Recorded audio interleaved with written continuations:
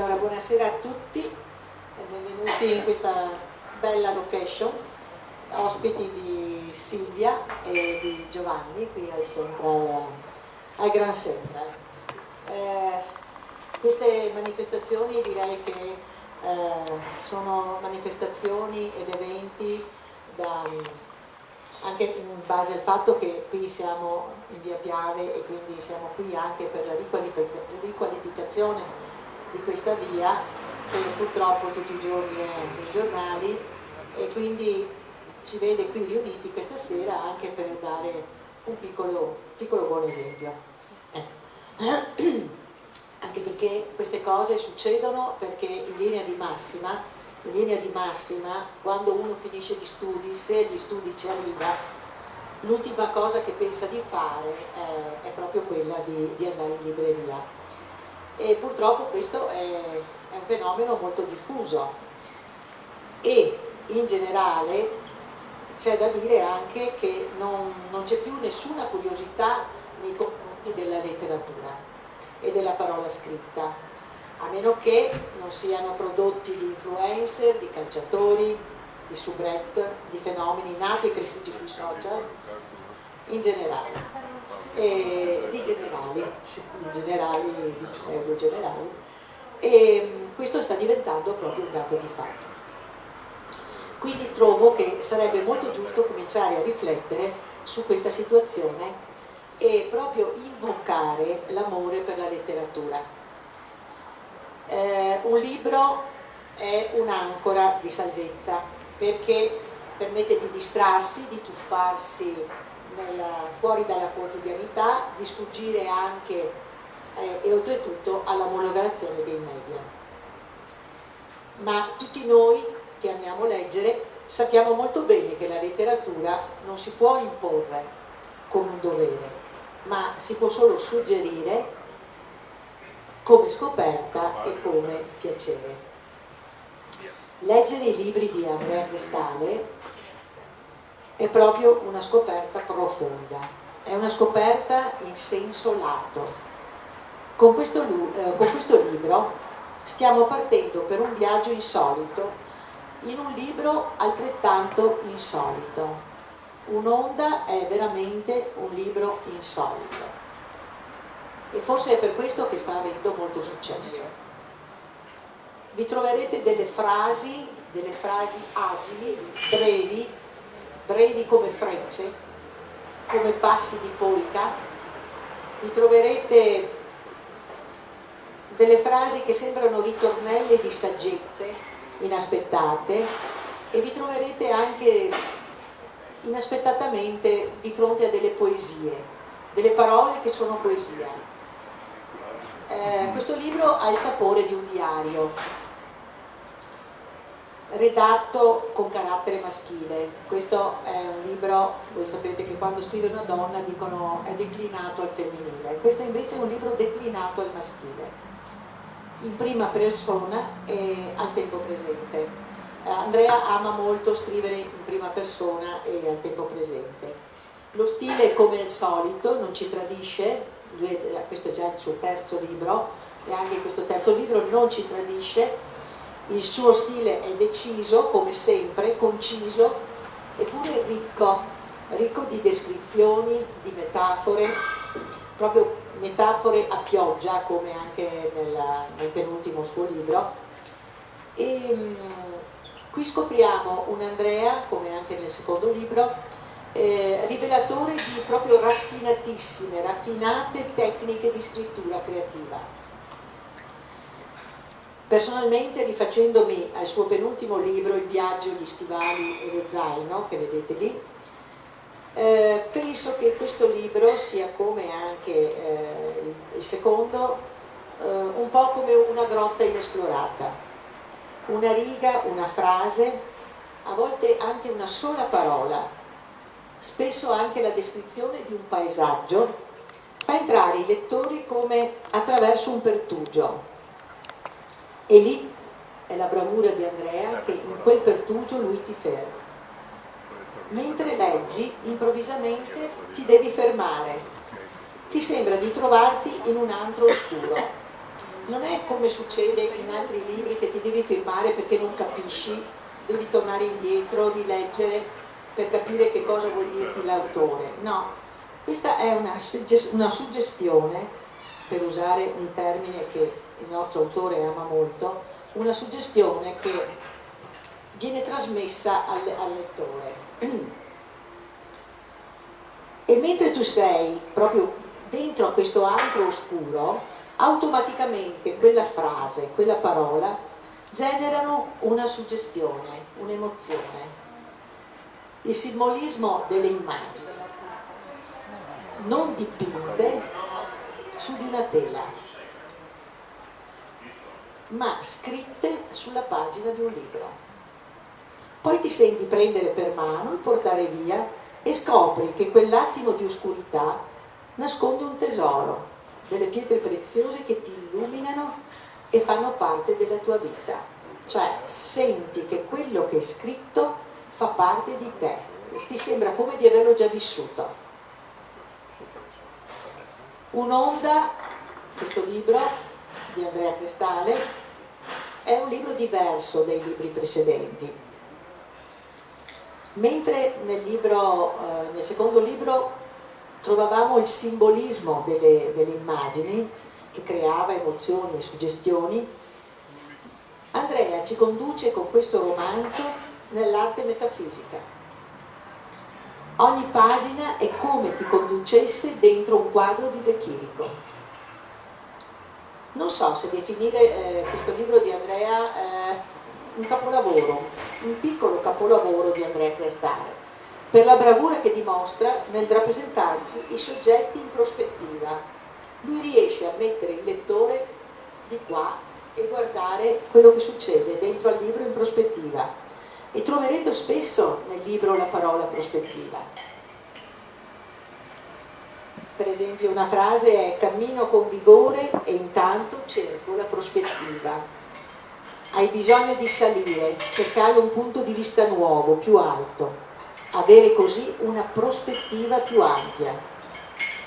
Solo qualche lontano paese inerpicato sulle alture circostanti pretende con finta indifferenza di travestirsi da presepio, distogliendomi di tanto in tanto dal fascio di luce del fanale della moto che scava il nero della prospettiva. La solitudine viene da lontano, mi insegue, è diventata estenuante. Non è come la stanchezza alla quale ogni tanto si può rimediare. Ed è proprio questa prospettiva che ci fa seguire Francesco, il protagonista, negli incontri con gli altri personaggi, tanti personaggi, in questo viaggio che è difficile e surreale. È un viaggio fuori e dentro se stesso, nel presente e anche nel passato. Nello stesso tempo l'autore ci conduce nel presente e nel passato e non è difficile seguirlo a tutt'al più. E anche questa è la bravura dell'autore. Scrivere un romanzo che è di qua e di là e tu riesci a seguirlo sempre in una retta strada. Ci sono come due piani dello stesso racconto. È un libro furbo, intelligente, che ti accompagna proprio in questo dualismo e poi alla fine ti fa arrivare in un punto straordinario. È stata una genialità e ne prendiamo atto, vedrete quando lo leggerete. L'autore ci fa vedere tutto e tutti di questa storia in modo dettagliato e nitido e statico. Sembra di osservare da lontano un altro contesto e alla fine capiremo perché è stato scritto in questa maniera. Perché ci costringe l'autore a guardare da lontano? Mentre in maniera statica, mentre tutto si evolve, si anima, succedono le cose, c'è questa descrizione, raffigurazione realistica e Andrea Crestale spinge il lettore in prospettiva fino alla fine. Nel finale il lettore capirà dove si trovava. Io vorrei leggervi un pezzo del silenzio. Il silenzio si lascia riempire, è un contenitore, viene usato per quello che serve. Al contrario, le parole esprimono un solo significato, diventano strette. Un non silenzio è circoscritto, è chiuso nel contenuto delle parole che vengono dette, che lo cancellano, che lo interrompono. Il silenzio ha molti significati, è libero, aperto, è come la notte, lascia entrare, è spazioso. Si può errare lungo il filo dei pensieri senza regole. Se il filo si ingarbuglia non crea problemi. Le parole invece non possono perdere il filo, non possono ingarbugliarsi, altrimenti si fermano, rimangono prive di significato, diventano vuote, inutili. Vorrei fare una domanda ad Andrea, se permettete. Allora Andrea, se nel viaggio gli stivali e lo zaino c'erano 3 livelli di lettura, 3 profili di analisi del romanzo, quello in superficie della trama, il secondo quello emotivo delle suggestioni e il più profondo quello introspettivo e psicologico. Era un aspetto inerente agli incontri che tu dicevi erano come specchi, come ci spiegasti l'ultima volta proprio qui al Sendra, al Gran Sendra, come specchi per vedere se stessi. In questo romanzo, quali sono le caratteristiche da cogliere?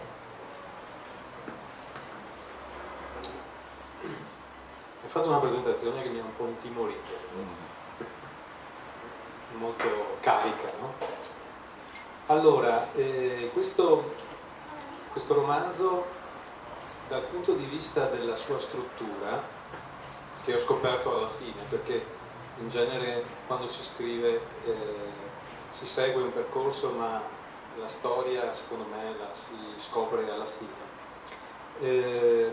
Anche questo ha più temi e sono, anziché essere sovrapposti, astratti come l'altro, sono consecutivi.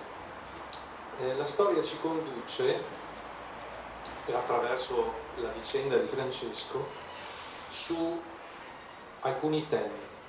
Il primo che incontriamo è la routine, quella routine che normalmente viviamo tutti e che qui in modo romanzato viene estremizzata, è quella routine che ci annichilisce anche, e tutti noi abbiamo avuto occasione di scoprire quanto la routine della vita, del lavoro, della famiglia eccetera possa essere a volte micidiale, possa essere una cosa che ci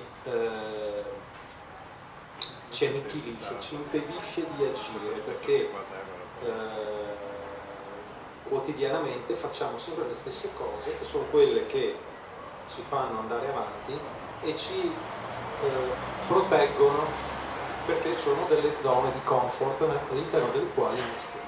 Quindi la routine è il primo tema, è quello con cui Francesco si confronta quando si accorge che non riesce a uscire da quello stato. Il secondo è la consapevolezza che dalla routine, non uscendo da questa situazione, sogni, desideri, aspettative o illusioni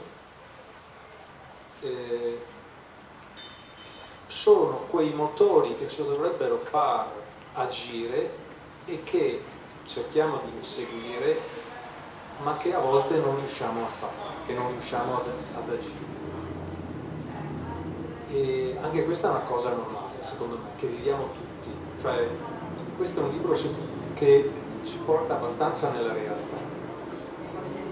E un altro livello è quello del confronto con gli amici,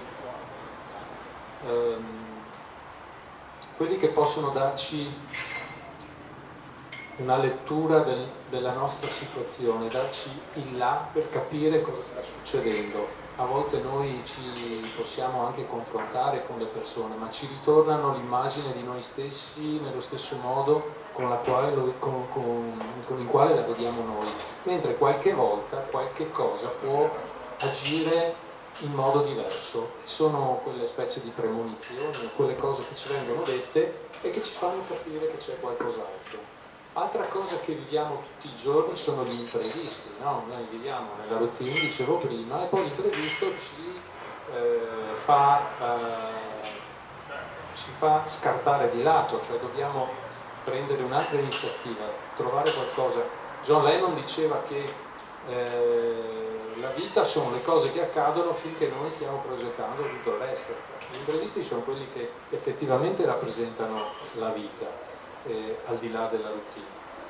E di fronte agli imprevisti dobbiamo anche prendere decisioni, dobbiamo cominciare ad agire, quindi sono anche quelle cose che poi ci fanno superare delle situazioni statiche, all'interno delle quali, ripeto, io penso che tutti noi le abbiamo vissute. È come stare, nel libro Francesco dirà, mi sento come dentro una bolla, che è questa situazione da cui non riesce a muoversi.